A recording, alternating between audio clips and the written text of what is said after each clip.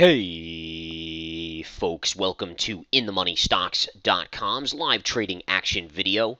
My name is Gareth Soloway, Chief Market Strategist here. Today's date is Monday, August 15th, 2016. Let's take a look at the S&P 500 here via the ETF that tracks it, the SPY. This is the 10-minute chart, so you're looking at each candle being 10 minutes during the intraday period. Notice how the markets opened higher and kind of floated up, but look at where they stalled out. A key trend line here, and again, knowing trend lines can literally be the difference between knowing where high pivots and low pivots are going to be or not. Essentially making money or losing money. So take a look at this. If I zoom out on this chart, just all you're going to do here, very simply, see this high pivot from a couple weeks ago? Take that high pivot and connect it to 1, 2 points.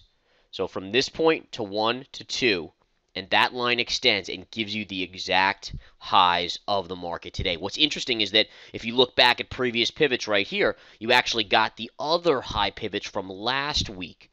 So again, very simply put, in fact, I'll take this one out so it's just super clear. This high pivot to this high pivot gives you these high pivots, and you pierced it here. This high pivot to this high pivot to this high pivot gives you this high here. So again, you can see how accurate it is. And look at how you literally went to the penny there and have stalled out.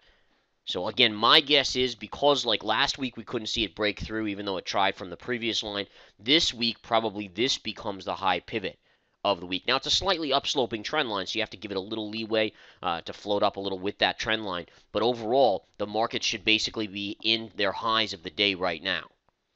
And again, believe it or not, based on cycles and time counts, I have a downside pivot for this week, so we should see some downside. And again, if you're a time count expert based on chart reading, you should understand exactly what I'm saying there. Bottom line is, I wanted to point that out today. The volume is dead today. Here we are at around 12:30 p.m. Eastern Time, 21 million. So, I mean, it is dead out there. But again, this trend line keeping the markets in check. Couple things to look at. I want to show you a couple charts out there that I'm watching for short opportunities.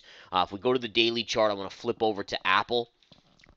Apple obviously has had quite a run since the earnings announcement. Look at this. Here was the day of earnings. It reported after the bell. It gapped up and it has gone straight up since then.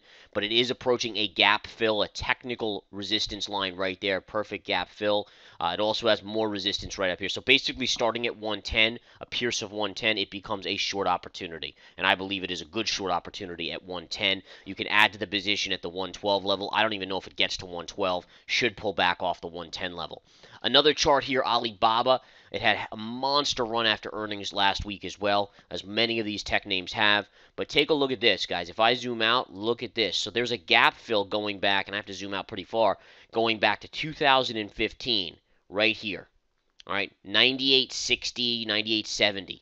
I put a trend line right in there. Look at the high of today, and it's already gone negative on the day. This is a dead-on short here. I'm watching for an entry point here. But again, if you're a member at InTheMoneyStocks.com, you will be well aware of the actions that I take here on Alibaba. So great potential short setup. And you're going to look for basically, in my opinion, a retrace back to gap fill down here on this around 85 bucks, 86 bucks in that vicinity.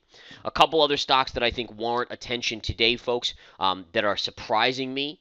Because of their negativity out there. Facebook today, take a look, down almost $1 on the day. Now remember, the markets are up across the board. Nasdaq's up 37 points. S&P's up 9. Dow's up 80. So why is Facebook lagging here? What's going on here with Facebook? That's interesting. Also take a look at Amazon, negative as well, down almost $3. And again, remember, markets are strong today. Nasdaq's strong. Why are these big names lagging? And then if you take a look at Google, G-O-O-G-L, which is Alphabet now, same thing, negative. So of the big names, I mean, if you think about Google, Facebook, Amazon, maybe Apple's in that group, Apple's the only one that's outperforming today. Everything else is lagging. And I don't know what to make of it yet, but it could be a warning signal of that downside pivot that I talked about earlier in this video. So that's just a heads up on that, just to continue to watch it very closely. Okay, guys? So bottom line is some interesting things going on in individual names. Markets are quiet, but into that key resistance on the S&P 500.